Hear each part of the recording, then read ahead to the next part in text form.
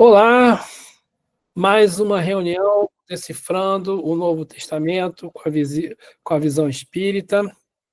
Meu nome é André Andriolo. Hoje é 5 de maio de 2025, segunda-feira. Essa é a nossa 12ª reunião e vamos falar sobre o Sermão da Montanha. Vai ser a primeira parte, porque nós vamos ter que dividir esse assunto aí, é muito grande. O Sermão da Montanha é bem grande, vamos ter que fazer várias reuniões sobre ele. Bom, como sempre eu faço esclarecimento, né? Nosso estudo vai ser feito à luz da doutrina espírita, codificada por Allan Kardec. Não tenho nenhuma intenção de estabelecer controvérsia teológica ou interpretativa com outras religiões, tá? Como base para o texto, eu uso todo o texto que a gente vê aqui, eu uso o texto da Bíblia de Jerusalém. Com a exceção de hoje, depois eu vou explicar a vocês que eu estou usando o texto da NVI. Mas é só hoje, eu vou explicar por que eu estou mudei aqui o texto que eu estou colocando. Como fontes espíritas, o Livro dos Espíritos, nós vamos falar hoje do Livro dos Espíritos, vamos falar do Evangelho segundo o Espiritismo, vamos falar dessas obras aí de Emmanuel, né? O Emmanuel comentando o Evangelho segundo Mateus, e vamos usar também o estudo aprofundado da doutrina espírita, esse livro aqui, vou pegando um pedacinho dele. Vamos pegar também Sabedoria do Evangelho, estou vendo o volume 2, e vamos também pegar o Evangelho Redivivo, também está aqui, o livro 2, se não me engano, livro 2, que fala de Mateus. Essas são as fontes principais. Também estamos vendo o Evangelho dos Humildes, do Eliseu Rigonati. Estamos vendo vamos ler alguma coisinha de Boa Nova e de Primícias do Reino. Então, essas são as fontes básicas que eu estou usando aqui no estudo. Só para mostrar aqui que isso não é uma opinião minha particular, não sou eu que estou falando, né? Eu vou juntando o que esses autores falam e vou trazendo, né? O nosso objetivo hoje do Sermão da Montanha é mostrar como que é estruturado o Sermão da Montanha, porque ele é bem longo, a gente vai ver como é que é. Nós vamos falar das bem-aventuranças, fazer uma introdução das bem-aventuranças. Vamos tentar falar dos pobres de espírito e dos mansos. Vamos ver se dá para a gente chegar até lá. Deve dar. Tá? Então, no Sermão da Montanha, né, como é que ele começa, né? Segundo em Mateus. Então, isso é logo no início do ministério de Jesus. Está lá em Mateus assim: vendo ele as multidões, subiu a montanha e, ao sentar-se, aproximaram-se dele os seus discípulos e pôs-se a falar e os ensinava, dizendo. Quer dizer, né, a primeira coisa que eu percebi aqui, que eu notei isso, eu não tinha notado isso, isso está uma observação na Bíblia de Jerusalém, aí embaixo, é que ele faz o Sermão da Montanha para os discípulos. Ele fala para os discípulos. É óbvio que tem um monte de gente assistindo, né? Mas ele faz o Sermão da Montanha para os discípulos. O Sermão da Montanha, ele é o capítulo 5 de Mateus, o capítulo 6 e o capítulo 7. Então, o Sermão da Montanha não são só as bem-aventuranças. As bem-aventuranças é a introdução, né? Então, ele está assim. Né? A introdução são as bem-aventuranças.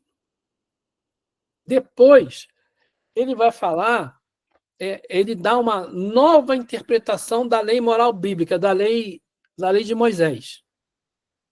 E, no final, tem a conclusão, que ele fala dos desafios de uma vida de dedicação.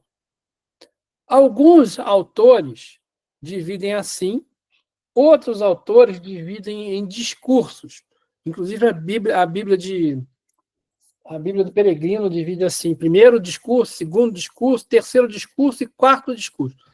divide o Sermão da Montanha em 4 discursos, né? Que o primeiro seria a introdução às bem-aventuranças, o segundo e o terceiro seriam essa nova interpretação da lei bíblica, né?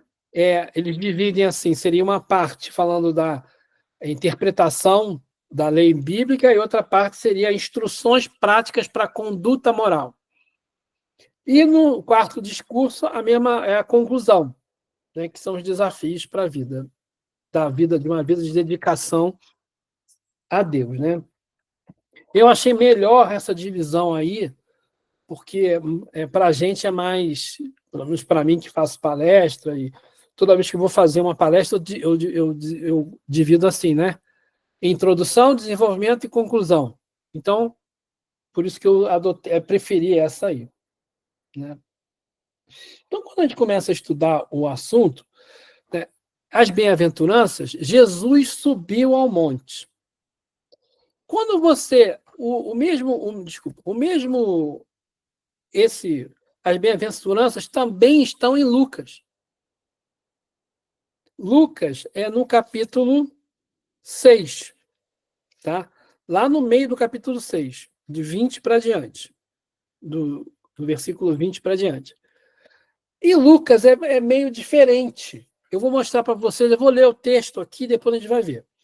Então, segundo Mateus, Jesus subiu na montanha, chamou os discípulos e começou a pregar para eles. E aí ele fala: bem-aventurados os pobres no espírito, ou pobres em espírito. Algumas traduções falam pobres de espírito, mas as traduções mais se coadunam, né, vão em pobres em espírito, porque deles é o reino dos céus.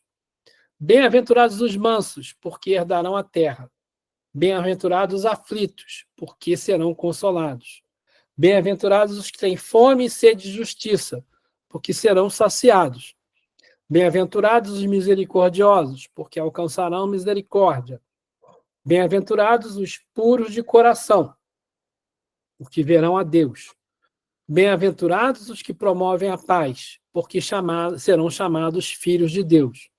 Bem-aventurados os que são perseguidos por causa da justiça, porque deles é o reino dos céus. E bem-aventurados sois quando vos injuriarem e os perseguirem, e mentindo disserem todo mal contra vós por minha causa. Né? Esses 2 últimos versículos, né, que é, na verdade, versículo 10 aí, ele é uma bem-aventurança só. Quando a gente vai para o Lucas, né, Lucas fala assim, ó, antes do...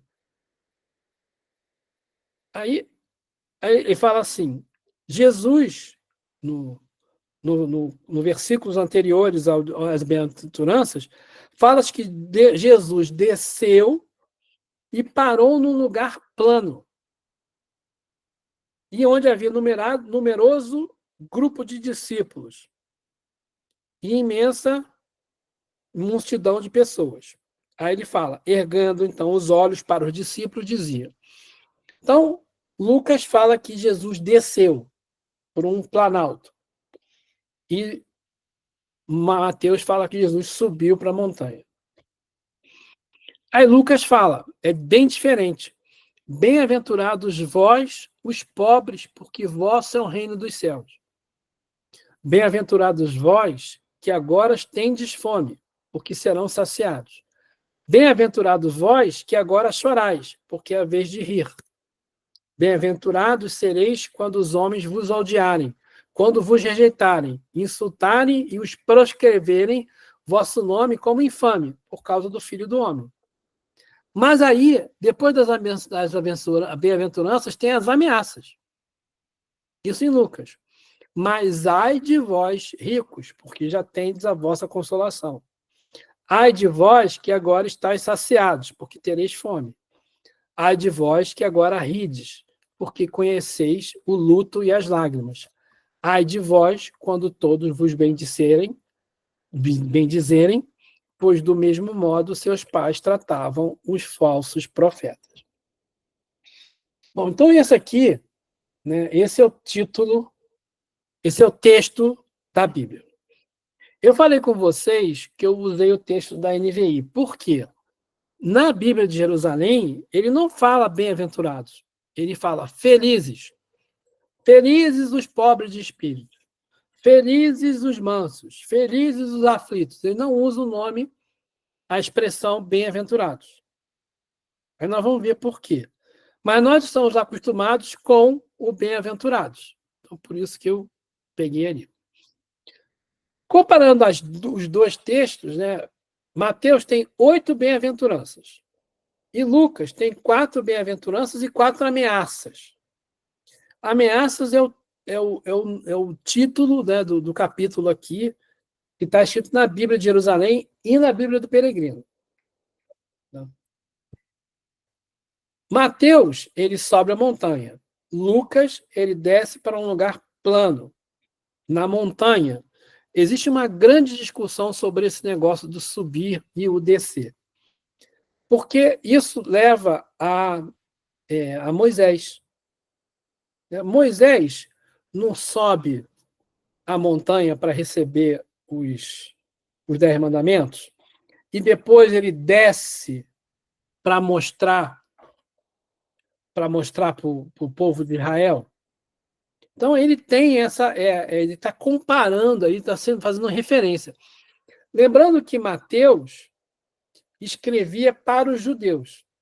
E escreveu o Evangelho segundo Mateus, né? Ele é escrito focando nos judeus. Então ele faz muita referência ao Antigo Testamento, à Torá. Lucas, ele já fala para os não-judeus. Então, para Lucas, não tem muita... ele não foca muito no Antigo Testamento, lá na Torá. Mateus fala muito em subida indo para o alto, né? E toda vez que desce, né, para Mateus, ele está indo para um lugar mais inferior, espiritualmente falando. Mas aqui, Lucas, né, parece que é apenas um relato do que aconteceu. Então, Jesus estava no alto, e aí na montanha, lá na encosta, e foi para um lugar plano, uma planície, um planalto. Não que fosse para o chão, né, num planalto, um lugar plano na montanha. Tá? Então, existem várias pessoas discutindo isso. Eu acho até engraçado, porque qual é a essência qual a essência disso, né? De onde que Jesus estava. Mas Jesus estava no alto. O que é interessante é que você, em todos os dois relatos, Mateus e Lucas, Jesus começa a pregar para os discípulos. E tinha gente lá junto olhando. Mas ele está falando isso para os discípulos. E em Mateus, ele fala na terceira pessoa. Bem-aventurados os pobres de espírito. Em Lucas, ele fala: bem-aventurados vós, os pobres. Ele já usa a segunda pessoa do plural. Então, em Lucas, é uma coisa muito mais... parece que está sendo uma coisa bem pessoal. E em Mateus já é uma coisa mais genérica. Né? Quando ele está falando com os discípulos, lembra que os discípulos não são só os 12, ele tinha um monte de discípulos, né? Tinha os 12 que eram destacados, que vão ser os apóstolos. Né? Ele tinha vários discípulos ali, né? Em alguns lugares fala 250, 72, depende da época. Então, né, quando a gente começa a estudar esse assunto, a gente vê que existem nuances aí nessa introdução aí. O Pastorino, ele faz uma conotação, uma colocação que eu já vi algumas pessoas também atribuindo essa mesma colocação a Gandhi. Né? Então, Pastorino fala lá no Sabedoria do Evangelho, no volume 2, na página 86, quando ele está falando da introdução das bem-aventuranças, do Sermão da Montanha. Né? Ele fala assim: penetramos agora num capítulo da Boa Nova que todo cristão deveria ler de joelhos, diariamente, vivendo intensamente. constitui um dos mais perfeitos, elevados e completos cursos de iniciação profunda. Né? Então, Pastorino, né, fala que a Boa Nova, né, assim, a Boa Nova, que o Sermão da Montanha é um curso de iniciação profunda. E ele continua: se todos os livros da espiritualidade do mundo se perdessem, mas restasse somente o Sermão da Montanha, bastaria ele para levar as criaturas à perfeição mais extremada. Essa frase também é atribuída a Gandhi, mas Pastorino usa ela lá no... e não faz referência nenhuma a Gandhi. Então, estou trazendo aqui. Então, ele diz que se jogasse a Bíblia inteira fora, só sobrasse o Sermão da Montanha, já é um curso, né, de elevação espiritual. Levando-nos, se vivido integralmente, à libertação total dos ciclos encarnatórios.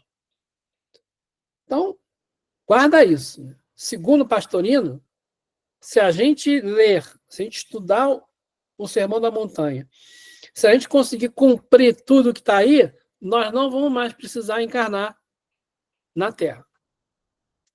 Olha o que ele está falando ali, né?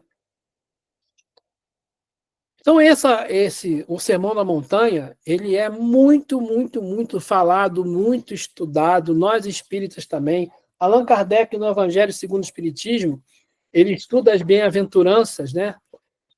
Não só as bem-aventuranças, tá? Ele estuda mais pontos. Vocês vão ver que a gente nem sabe, às vezes a gente nem sabe, né? O sal da terra é Sermão da Montanha, né? Sal da terra e do mundo é Sermão da Montanha. Orar em segredo, dar esmola em segredo, Pai Nosso, tudo isso é oração, é Sermão da Montanha. Né? Verdadeiro tesouro. Olha, tem um monte, não julgar, eficácia da oração, falsos profetas, todos esses textos de Jesus que a gente estuda, tudo isso é Sermão da Montanha. Bom, então o Evangelho segundo o Espiritismo, ele é quase todo, pela metade dele é baseado nesse trecho do Sermão da Montanha. Então, o Sermão da Montanha é muito importante para a gente estudar ele. Tá? Aí, quando a gente fala nas bem-aventuranças, por que eu botei isso depois, não botei antes? Porque eu achei que ficava melhor nessa sequência a gente entender o que significa bem-aventurança. Por que na Bíblia de Jerusalém e na Bíblia do Peregrino ele traduz como felizes e não bem-aventurados? O que na Bíblia do João Ferreira de Almeida, né? Essa aqui é João Ferreira de Almeida, e na tradução da NVI, nessas duas traduções que são traduções evangélicas, protestantes, ele fala em bem-aventurados, em bem-aventuranças. E todos nós conhecemos como bem-aventuranças também. Né? Na Bíblia Católica, Ave Maria também é bem-aventurança. Então, por que o pessoal da Bíblia de Jerusalém traduziu como... eu esqueci de falar também. Em inglês, as bem-aventuranças, eles traduziram para o inglês como blessed. Blessed é abençoado. Né? Fulano foi blessed, quer dizer, fulano foi abençoado. Então, em inglês tem outra palavra ali. Né? Abençoados serão aqueles e tal. Aí, em vez de bem-aventurados, abençoados. Mas o pessoal aqui da Bíblia de Jerusalém, eles falam assim, que os gregos, né, eles usavam a palavra em grego, né, no texto em grego, fala bem-aventurança, assim, com a palavra em grego, né, que foi traduzida para bem-aventurança, significa felicidade material, vida sem sofrimento e sem preocupação. Então, para os gregos, você ser bem-aventurado era você ter felicidade material, vida sem sofrimento e sem preocupação. E você ter uma boa vida. Né?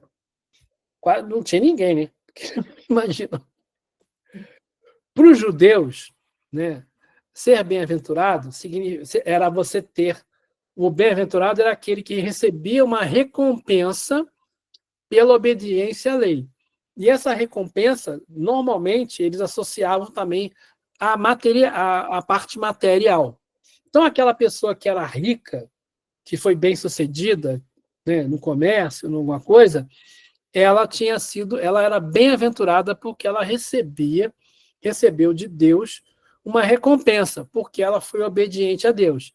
Eles achavam que aquela pessoa que não era obediência iria sofrer, ia ficar pobre, por exemplo, ia passar por sofrimentos materiais. Tá? Jesus já muda, já fala, né? As bem-aventuranças é o seu relacionamento com Deus e fala da participação do homem no reino de Deus e no reino dos céus, que ele usa essas duas expressões. E você é possível ser bem-aventurado se o homem estiver em perfeito relacionamento com Deus. Então, para os gregos, né, a, a felicidade era material. Para os judeus, a felicidade material era uma recompensa pela obediência a Deus, e já Jesus já fala que a felicidade ela é consequência de um relacionamento com Deus. Né? Quando você se relaciona com Deus, quando você segue a lei, o que Deus manda a gente fazer, a gente vai ser feliz. Para Jesus, a bem-aventurança é a felicidade plena, né? Que não é a felicidade material. Né? Então, entrando nas bem-aventuranças, aí em cima está o texto de Mateus: bem-aventurados os pobres em espírito, porque deles é o reino dos céus. E embaixo está Lucas: bem-aventurados vós, os pobres, porque vosso é o reino dos céus. Olha só que coisa interessante, né? Porque Mateus fala pobres em espírito, pobres de espírito, pobres no espírito. E Lucas fala só os pobres. Então, existe aí uma diferença no texto. Mas, quando a gente estuda, né, esse ponto aí, os pobres em espíritos, Allan Kardec, né, no Evangelho segundo o Espiritismo, ele fala que esse pobre em espírito significa humilde.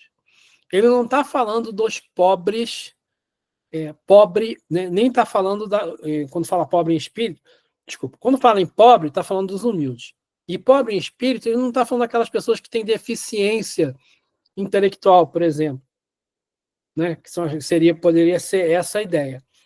Porque Jesus está aí, na primeira frase, já entrando em conflito com o pensamento reinante na época, de que a pessoa que era bem-sucedida materialmente era bem-aventurada. E aí Jesus fala, não, né? Os pobres em espírito, os pobres e os pobres mesmo, são bem-aventurados. Mas ele está falando dos humildes. Né? Ele está falando das pessoas que são humildes, das pessoas que têm simplicidade de coração. E é interessante que o próprio Bíblia de Jerusalém, ele fala assim, ó, texto da Bíblia de Jerusalém, não é o texto do Evangelho segundo o Espiritismo, não. A pobreza sugere a mesma ideia que a infância espiritual, necessária para entrar no reino dos céus. Então, ele está falando, né, ou até a Bíblia de Jerusalém, ela fala de pobreza ali, de simplicidade, de ingenuidade, de humildade. Não é essa ideia de ser pobre, de materialmente falando. Porque a pessoa pode ser rica e pode ser humilde. E a pessoa pode ser paupérrima e ser arrogante, ser orgulhosa, né? Eu até separei esse texto aqui. Agora me perdi aqui. Mas, assim, existem pessoas que são pobres, mas não são humildes. E a gente, às vezes, confunde, né? Ah, fulano é tão humilde. Aí a gente relaciona a humildade com falta de dinheiro ou viver em situação mais pobre. Mas a gente percebe que existem pessoas que são pobres, mas são muito orgulhosas. Eles não querem, às vezes não querem nem receber ajuda, né? Às vezes a pessoa ela tem dentro dela alguma coisa que você olha, nossa, essa pessoa ainda é um espírito que precisa de muito trabalho, de muita orientação, de muita ajuda, porque a pessoa não, é pobre, mas não é humilde. E tem aquela pessoa que é rica e é humilde. A pessoa pode ser rica e pode ser humilde. No livro Céu e Inferno, na segunda parte, tem vários relatos espíritos. E tem relato lá de uma princesa que desencarnou e ela, né, foi recebida por espíritos de alto nível. Por quê? Porque ela, mesmo sendo rica, ela ajudava os pobres mesmo da matéria, né? Ela era uma pessoa mansa, que é o próximo, né? Era uma pessoa cândida, era uma pessoa que ajudava os outros e que não era arrogante. Ela usou a riqueza dela para o bem. Então a gente pode ser rico e ser humilde. E a gente pode ser rico e ser arrogante. E a gente pode ser pobre, pode ser humilde, a gente pode ser pobre e arrogante. Uma coisa não exclui a outra, né? Por isso que Jesus fala ali para os discípulos. Bem-aventurados, felizes, né? Usando aqui a palavra, felizes os pobres em espírito, ou felizes vocês, os pobres. Porque ali ele estava falando das duas coisas, estava mostrando que a ideia de que Deus apoia, né, a bem-aventurança material, né, que os judeus achavam, não é a verdadeira bem-aventurança. Por isso que ele fala dos pobres em espírito, que são eles que vão receber o reino dos céus. E o que é o reino dos céus, né?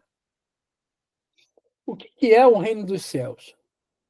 O reino dos céus, a maioria dos livros espíritas, né, acho que até se não me engano, o próprio Evangelho segundo o Espiritismo, o reino do céu é uma condição íntima. Né? O que é você atingir o reino dos céus? Eu tá bem, eu estar bem comigo. Porque, realmente, quando a gente está mal, né, a gente vive um inferno, né? Um inferno na Terra, né? Você fica aborrecido, você fica chateado. Toda vez que a gente está assim, você não está bem. Quando você está em paz com o que você está fazendo, né? Então, eu estou ajudando como eu posso, eu estou fazendo o que eu posso, eu sei que o que eu estou fazendo é correto, eu vivo bem. Imagina uma pessoa que roubou, né, um ladrão. Né? Eu tenho muito problema com esse pessoal que é corrupto, porque destruiu as indústrias brasileiras, porque eu trabalhei na indústria há muito tempo, e destruíram várias empresas, né, por causa de corrupção. Imagina essas pessoas que sabiam que estavam fazendo coisa errada, né? Será que elas tinham, né, carros, casas, viagens, mas será que dentro da cabeça delas elas estavam bem? Né? Será que elas estavam felizes? E dentro dela, assim, eu bebo vinho da melhor qualidade, eu fumo charuto, eu tenho relógio que custa, sei lá, quantos R$ 1.000, vou aos melhores restaurantes e tal, mas será que eu estava me sentindo bem? Né? Porque a felicidade não é material, a felicidade é você estar consciência tranquila. Então, o reino dos céus, ou o reino de Deus, depende, aparece em dessas duas maneiras na Bíblia, no Novo Testamento, está dentro de nós. Não é um lugar físico, é um estado interior de alma, ou da alma. Condição de plenitude e harmonia que a gente alcança através da evolução espiritual. Por exemplo, prática da caridade e do amor. A prática da caridade, a gente já falou várias vezes aqui, né? Prática da caridade não é só a caridade material. A prática da caridade é você ouvir as pessoas, é você dar o que você tem de conhecimento sem cobrar, né? O que você, a mediunidade é uma caridade, né? Tratar os outros com amorosidade. Então, tudo isso é caridade. Então, o reino dos céus, nós vamos falar um pouco mais sobre esse negócio do reino dos céus, mas é um estado de alma. Né? Então, Jesus está falando, felizes, bem-aventurados os pobres de espírito, porque deles é o reino dos céus. Por quê? Aquela pessoa que é humilde, aquela pessoa que já entendeu o seu lugar no mundo, sabe que está aqui, que não adianta ficar correndo atrás de coisas que não pertencem a ela, né? O que não é meu, não é meu. Por exemplo, essa semana de novo, notícia no jornal, no telejornal. Uma pessoa, um morador de rua, acha um saco de plástico com R$ 1.000 dentro e corre atrás para devolver para o dono. Aí procura, mobiliza a rede social para devolver R$ 1.000. Morador, uma pessoa pobre, por que ela devolveu aquilo? Se ela ficasse com aquele dinheiro, ninguém ia, honestamente falando, né? Ninguém ia falar nada. Ele achou, ainda teve que procurar para devolver.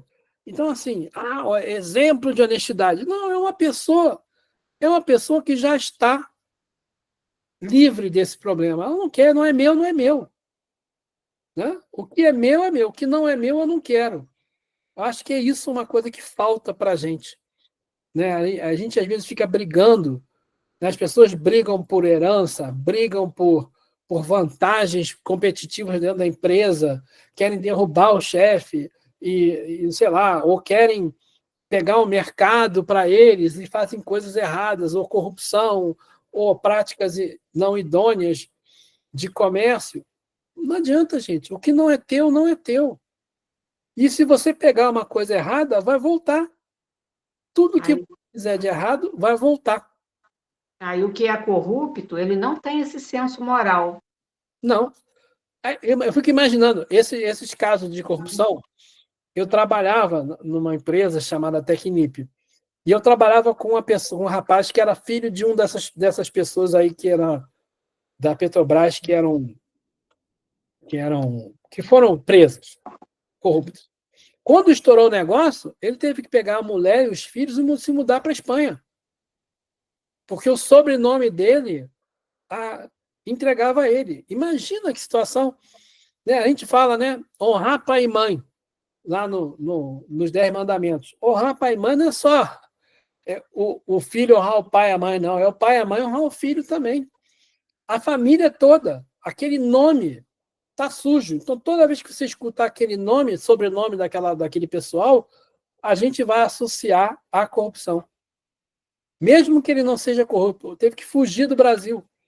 Então, assim, isso é paz, é felicidade, ter muito dinheiro, né? Tá morando lá na Espanha fugido. E aí? Como é que fica? Será que está consciente? Uma vez eu vi não sei se foi um palestrante, foi alguma coisa que eu li falando, diz que o corrupto, ele é uma pessoa, ele não tem esse senso moral, né? Ele não está preocupado se o que ele está adquirindo não é dele, né? Ele quer. Tanto que, às vezes, a gente vê a pessoa, às vezes, ele nem precisa roubar. Ele já tem uma vida, vamos dizer assim, às vezes uma pessoa é de uma família que já é rica, que já tem, mas a gente vê que é uma questão moral, porque ele já é rico, às vezes ele já tem muito dinheiro, mas ele continua roubando. Aí eu vi alguém falando, eu achei muito interessante essa colocação, que a pessoa que é corrupta, ele vive na escassez, entendeu? Ele é uma alma, né, que passou talvez por uma escassez. Ele vive sempre na escassez. Então, por mais que ele tenha, ele quer sempre mais, não interessa de que forma. Ele pode ter milhões, mas ele continua sentindo aquela escassez de ter, de ter, de ter, entendeu? Então, nada sustenta ele, nada para ele é suficiente em questão de material, entendeu? Então, ele está preocupado, né? Ah, não, vou roubar para deixar até a minha quinta geração uma Bem, situação financeira estável, vamos dizer assim, né? Entre aspas, né? Então, eu achei muito interessante associar, né, a pessoa que é corrupta à escassez. Ele vive sempre na escassez. Pode ter milhões, mas ele vai sempre achar que ele precisa mais. então, eu posso até falar assim, bem-aventurados aqueles que têm a consciência tranquila. Pois é, quem deita e dorme, Por né? aí, né? Que deita e dorme. Porque aí a gente vai poder, o reino dos céus é essa tranquilidade, né? Isso aí. Essa sensação de plenitude e harmonia. Porque aí você tá bem. Aí você vai ter sofrimento físico, mas você, olha, faz parte. Né? Ficar velho faz parte. Ficar doente faz parte. Mas eu vou superar. Se não der jeito, não deu. Né? Então, assim, isso é que é você ter a ideia do reino dos céus aí. Bom, a segunda bem-aventurança, né? Bem-aventurados os mansos, porque herdarão a terra. Olha, as Bíblias têm diferenças na sequência. Né? Na Bíblia protestante, algumas Bíblias, elas invertem. O próximo seria os aflitos. Mas como eu estou seguindo a Bíblia de Jerusalém e a Bíblia do Peregrino, a sequência é essa. Na próprio livro do Evangelho segundo o Espiritismo, está primeiro os aflitos e depois os mansos. Essa explicação, existe essa diferença aí entre Bíblias, entre traduções diferentes. Então, vamos lá. Bem-aventurados os mansos. Eu pedi para vocês lerem o Salmo 37. Por quê? Olha só, lá no Salmo 30, porque Jesus fazia referência ao Antigo Testamento. Então ele fala aí dos mansos herdarão a terra. Vamos ler o Salmo 37, eu botei aqui. Não vou ler ele todo não, porque ele é muito grande, mas vamos lá. Salmo 37. Deixa eu ver de quem é o autor. De Davi. Davi. Salmo de Davi. Não te irrites por causa dos maus, nem invejes os que praticam injustiça, pois são como erva, secam depressa, murcham como a verde relva. Confia em Yahvé e faze o bem. Habita na terra e vive tranquilo. Coloca a tua alegria em Yahvé, e ele realizará os seus desejos do teu coração. Entrega teu caminho a Yahvé. Confia nele, e ele agirá. Manifestará a tua justiça como a luz, e teu direito como o meio-dia. Descansa em Yahvé e nele espera. Não te irrites contra quem triunfa, contra o homem que se serve de intrigas.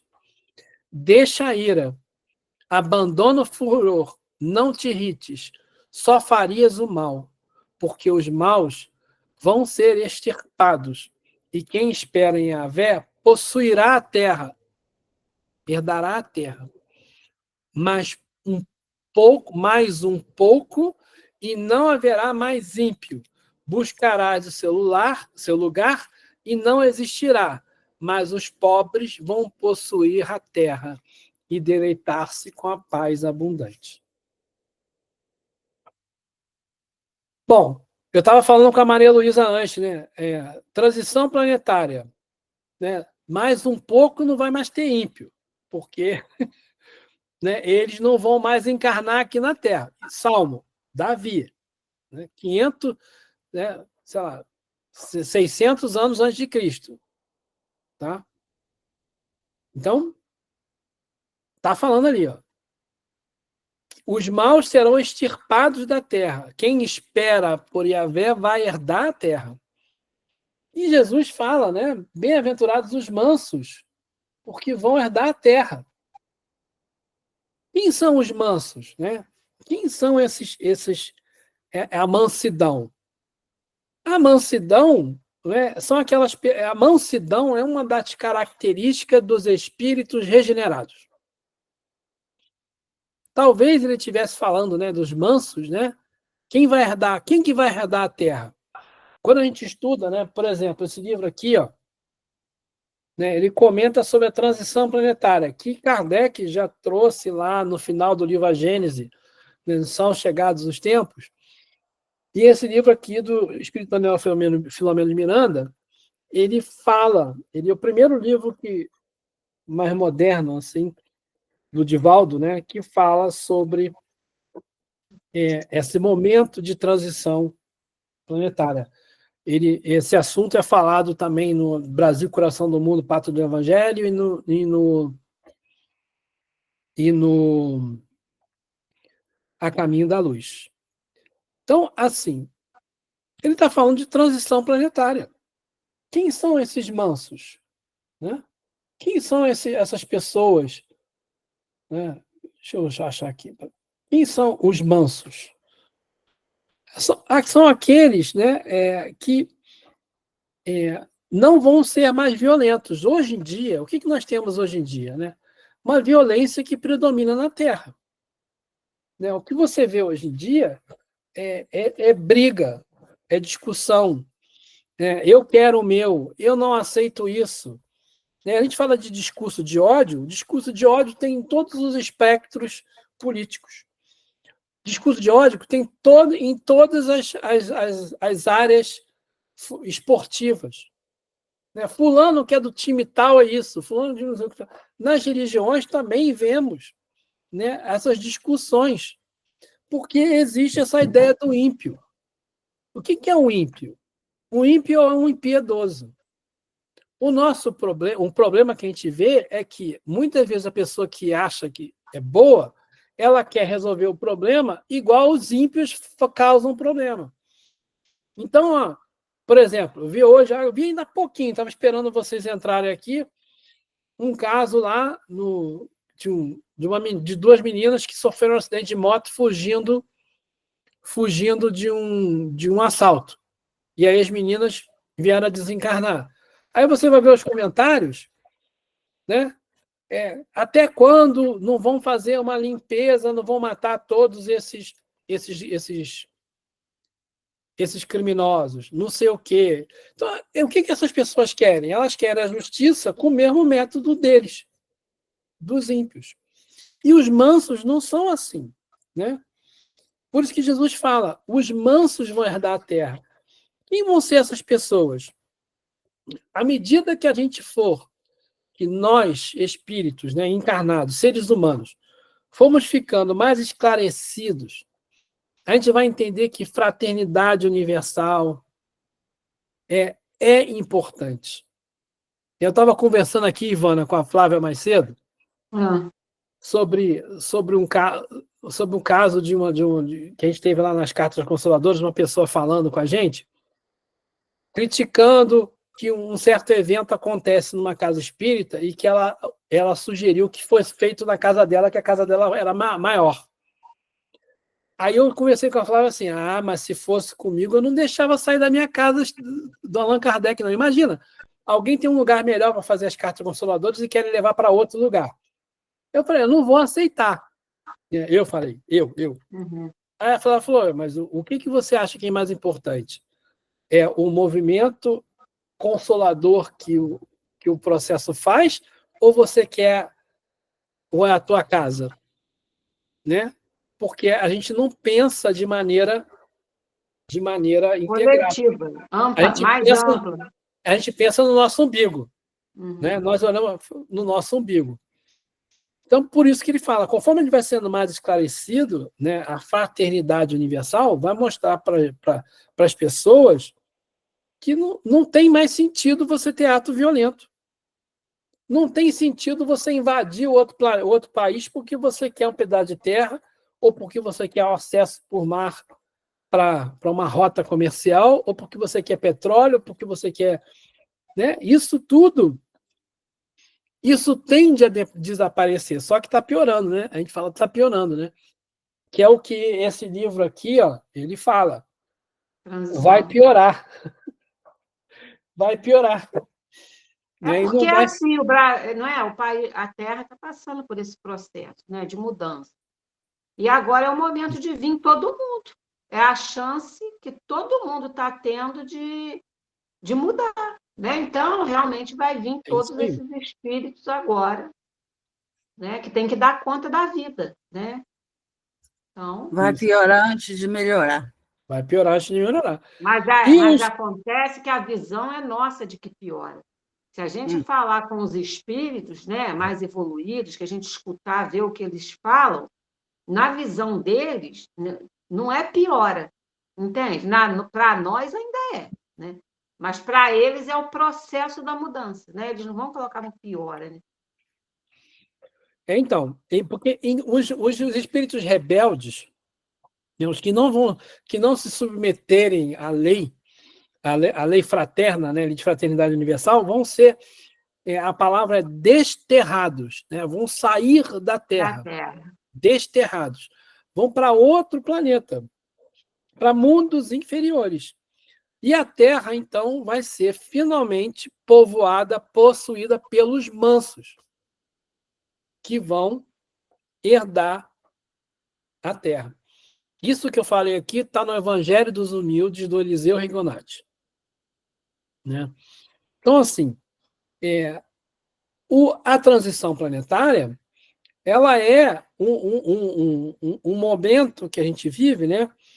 Que quando a Terra tiver mais espíritos mansos do que espíritos, vamos falar assim, endurecidos, Rebelde, rebeldes, boa, espírito rebelde, né? quando a quantidade for, né, maior a quantidade de manso do que de rebelde, a gente vai entrar finalmente num processo de regeneração. Mas, por enquanto, os rebeldes estão vindo todos aí. Estão vindo todos aí. E não adianta a gente ficar esperando vir um Salvador, um Messias. Não vem. Não é assim que funciona. Não é assim que funciona. E se a gente já é manso, se a gente já tem mansuetude, a gente olha a nossa atitude quando a gente vê, né, esses irmãos aí praticando esses desequilíbrios. A gente ainda não consegue, às vezes, Eu não ser sou manso, mansa, não. não é? Oi? Eu não sou mansa, não. Eu tenho consciência disso. Né? A gente vê, né? Olha, o que a Ivana Como briga que é. comigo, rapaz. Que a Ivana briga comigo. Ô, Ai, Donizete, meu nem Deus. é manso, não. Nenhum. É. Ninguém. Eu brigo contigo, sim. Não, você briga comigo no sentido de que às vezes eu sou grosso, que eu sou áspero, não sei, né? É por aí, não é? Aí outro Não, dia ela né? me fez elogio.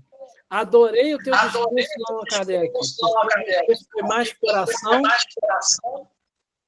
e menos razão. Não foi isso que você falou? Não foi algo parecido, né? Foi. Por quê? Porque o normal é eu ser ali incisivo. Mas a gente está estudando, né? Está correndo atrás. André, Mas isso também não é crítica, né, gente? Isso aí a gente é amigo, a gente André, fala. O André fala hoje, tudo comigo, ele não me chateia. Eu falo com ele, mas a gente não tem a animosidade, entendeu? Né? Às vezes ele coloca assim, mas a gente não tem animosidade, não, tá? Hein? Eu acho que no caso do André e meu, é mais a raça, né? A raça espanhola, que de vez em quando dá aqueles trancos assim, aí não tem jeito. Oi? Mas não é Ah, alemão, não. Alemão ainda é pior que espanhol, Donizete. Que o sangue alemão é brabo, hein? Nossa Quem? Senhora. Meu Alemão. Deus. Alemão é triste. Nossa. De vez em quando meu sangue alemão fala mais alto dentro de mim. Aí eu explodo. Vamos lá, Clarice, fala.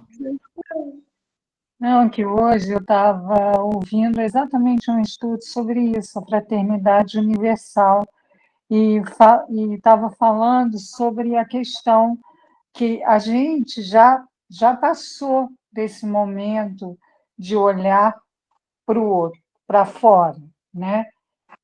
De julgar, enfim. Claro que de vez em quando a gente ainda, né, volta, mas a questão é exatamente olhar para você, e assim você vai conseguir, né, tipo, vai mudando e vai chegar a essa fraternidade universal. Isso aí. né? O Emmanuel, ele fala assim, tem um texto dele, que é do Livro da Esperança. Olha o início, o primeiro parágrafo do texto. Surgem, sim, as ocasiões em que todas as forças da alma se fazem tensas, semelhando cargas de explosivos, prestes a serem detonadas pelo gatilho da boca. Momentos de reação diante do mal, em que a fagulha da mágoa assoma do íntimo, aviventada pelo sopro do desespero. Aí ele termina. Guardar o silêncio quando preciso, mas falar sempre que necessário, a desfazer enganos e a limpar raciocínios. Entendendo, porém, que Jesus não confiou a verdade para transformá-la numa pedra sobre o crânio, ele quer jogar uma pedrada, e sim num clarão que oriente os outros e alumine a nós. Aí quando eu li esse texto, essa primeira parágrafo, eu falei, ih, tá falando de mim aqui. Então, gente, os mansos, né? Bem-aventurados os mansos que herdarão a terra. O que nós espíritas temos que fazer com a divulgação espírita? É mostrar que não adianta ser radical, não adianta brigar. Né? A gente precisa aprender a tolerar. Eu sei que é difícil às vezes, porque, como diz aqui, tem hora que explode. Tem hora que vai pegar o ponto exatamente que a gente não venceu, não é nada de errado. Agora, isso que eu não sei quem foi que falou sobre a fraternidade, da gente olhar mais para... Quem? Clarice. Clarice. Então, o que ela falou, né? Que já passou o tempo da gente ficar olhando para fora, que a gente tem que olhar para dentro. Mas é olhar para dentro para reconhecer, lógico, as nossas qualidades, o que a gente venceu, mas principalmente reconhecer o que a gente ainda não conseguiu vencer. Porque se a gente não admite isso, né, o que a gente tem, a gente não consegue melhorar. Que a gente não identifica, né? Então, focar no que você não quer mais, né? Isso aí. Às vezes é até mais importante do que você quer, o que você quer, né? Isso. A gente vai vendo, não, isso eu não quero mais, mas ainda acontece. Mas a partir do momento que você foca no que você não quer mais, você vai se vencendo, foi o que você falou. Mas sempre, né, não adianta querer julgar o que está acontecendo no mundo se, às vezes, eu também faço a minha guerra, né? É verdade. No meu pedacinho. Então, Não, isso. e a gente, é interessante, a gente não tem que dar conta do mundo, não. Exatamente, tem Nós que temos dar conta da só gente. do nosso. É isso que a gente não entende. A gente tem que dar conta só do nosso. Né? Mas a gente acha que, mudar o outro e mudar o meio que é o certo. Não é. A gente tem que se preocupar com a gente. Né? Com a gente. É difícil. É controlar o mundo. Mas daí eu botei essa figurinha aí, né, do mundo, imagina o mundo regenerado, né? Pensar em paz, respeito, amor, né? Vida, preservação e tal. Esse aí o nosso futuro. Tá bom, gente? Para a semana que vem, Mateus, vamos continuar no Mateus capítulo 5, nas bem-aventuranças, que a gente só falou de 2, né? São 8.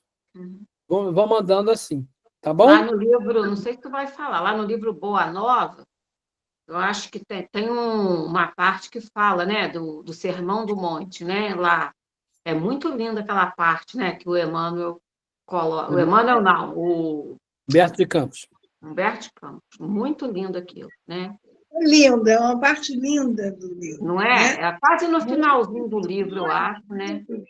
É muito bonito. Vale a pena ler essa parte aí do Sermão da Montanha, daquele livro. É muito bom. Muito bom.